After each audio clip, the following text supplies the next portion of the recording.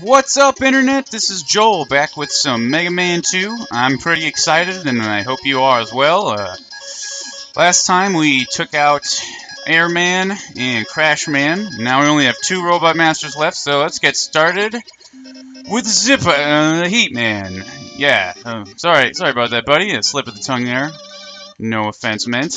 We're gonna be going here in Bricksville, Just for Kicksville, to fight some gyroscope men, I guess. I don't know. It's just kind of, that's who happened to be on duty today when they, scrambled the Dr. Seuss robots for defend Heatman. Okay, sure, I guess that works. You guys are just doing your job, so I can't really fault you for that. And we got some rotating hamburger sandwiches here. That's always, they're really the backbone of the Wily army. Not sure where we would be without them. Probably, in a different level, I guess. So yeah, just because it was so much fun last time, I'm gonna start by jumping right in the lava. It's a tradition at this point, and who am I to go against tradition? Well, someone who just jumped in the lava, I guess. But anyway, hopefully it'll go a little better than the slight situation that happened with Airman in my last video. But since these stages are taking a bit longer to complete now, I've been thinking about maybe just going to one stage a video. We'll see how this one goes, and then we'll figure it out from there. So I'm not going to worry about it right now. I'm just going to focus on getting to Heatman and not doing anything incredibly embarrassing. Just, moderate to regular levels of embarrassing, I think, within the acceptable parameters. That's my operational goal for this video, and so far it's going okay. Okay, so that was the first pit. We have Mr. Slinky Dink here. I'm trying to remember. I think you can kill him with the bubble lead. There we go. So that's nice. We're using the bubble lead for pretty much the first time in this particular LP. It's kind of the probably, I don't know, to consider the least useful weapon in this game, which I don't know, it's not great. It doesn't have a ton of applications, but it's useful for a few things, like killing those Slinky Dink guys, which honestly I didn't even know about until pretty recently. Like one of my most recent playthroughs of this game, I think, did I find out that you could do that. That's pretty nice. Because those guys can be a little annoying. They're nothing too life-threatening, but they just kind of chip away at your damage there, and it's nice to be able to actually, do something about them once in a while. Here we can see a hole, and it's pretty dark and lonely, and it's going to give me a lot of time to think about my mistakes.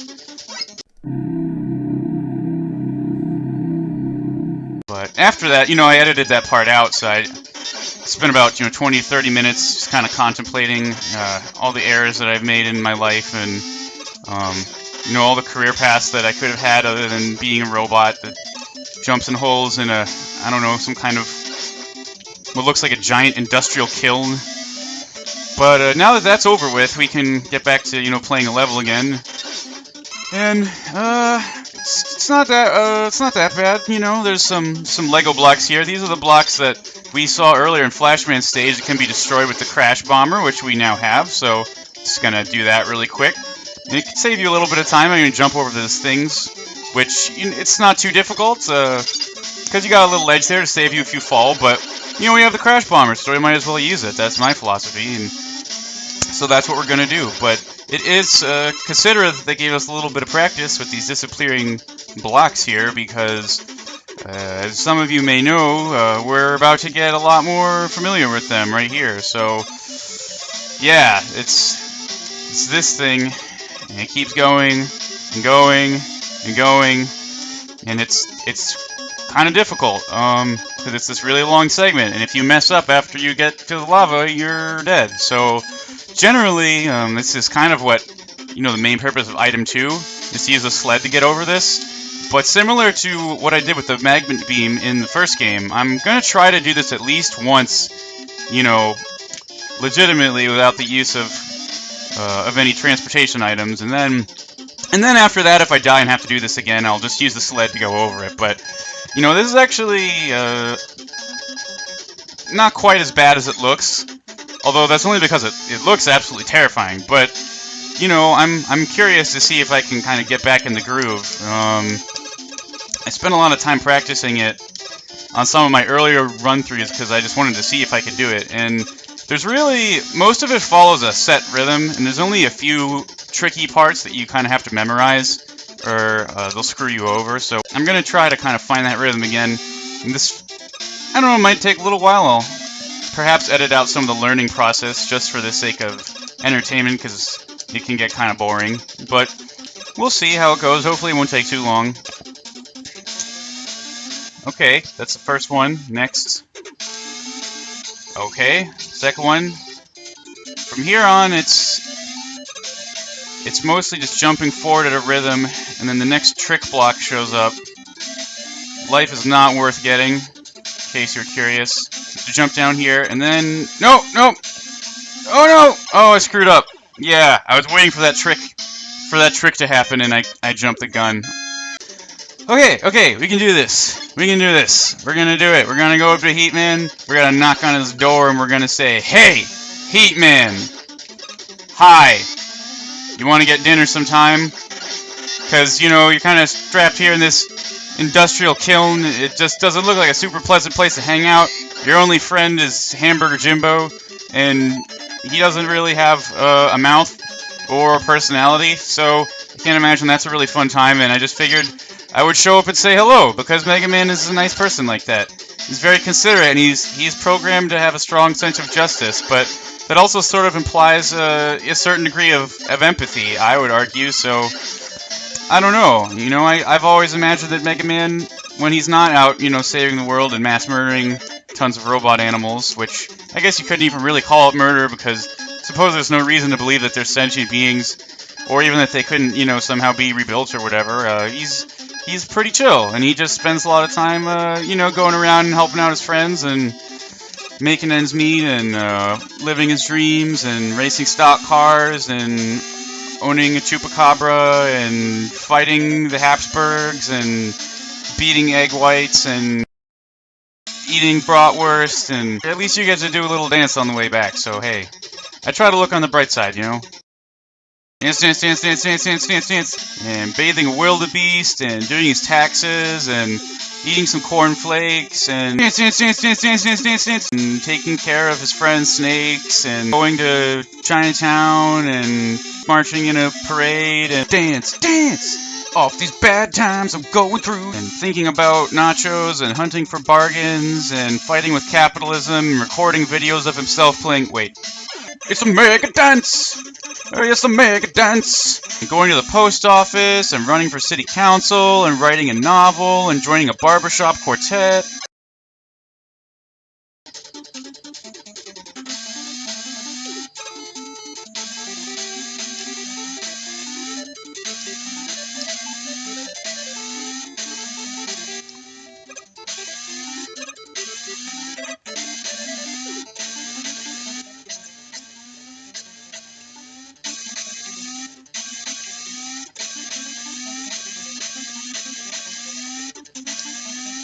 Woo! Alright, I made it. Good job, Mega Man. That didn't take that long, actually. And we have Chicken Walker Joe. Fortunately, now we have the air shooter, which is a great weapon, because they're so huge, it can hit them multiple times, which is always a nice thing. And then, let's see. For our friends, the actual Sniper Joes here, let's just, I don't know, let's just shoot him. Let's just shoot him. Plan didn't really work that well. Okay, feel like, alright. I don't know why I spent the time to do that, because I could have just jumped over him, but I don't know, I felt like having a manly duel, I guess, so here we go. And now we finally made it to Heatman, and I'm pretty confident. See, I have one life left. Yeah, I game over it a couple times while recording all that junk, but Heatman isn't very difficult. I think he's probably one of the easiest robot masters in this game, even without his weakness, which is the bubble lead. So we should be okay. His fireball attack can be a bit tricky to dodge, but his pattern's extremely predictable because every time you hit him, he does this flame charge thing.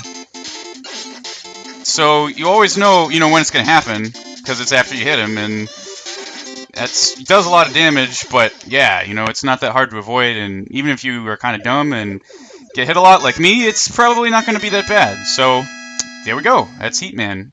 Now we only have one robot master left, which is Le Quick Man, as they say, in the French lands. But we got ourselves some Atomic Fire, which has the distinction of being the first chargeable special weapon in a Mega Man game. We're probably going to check that out next time. And we also get Item 1, which is actually extremely useful. So that's pretty cool. And, that ended up taking a little while to record because of that whole jumping segment. So I think I might just call it a day and do Quickman next time, because historically Quickman's stage is the one I've probably had the most trouble with. So I'm going to save that for the next video, and I will see you all then. I hope you enjoyed, and have a great day. Bye.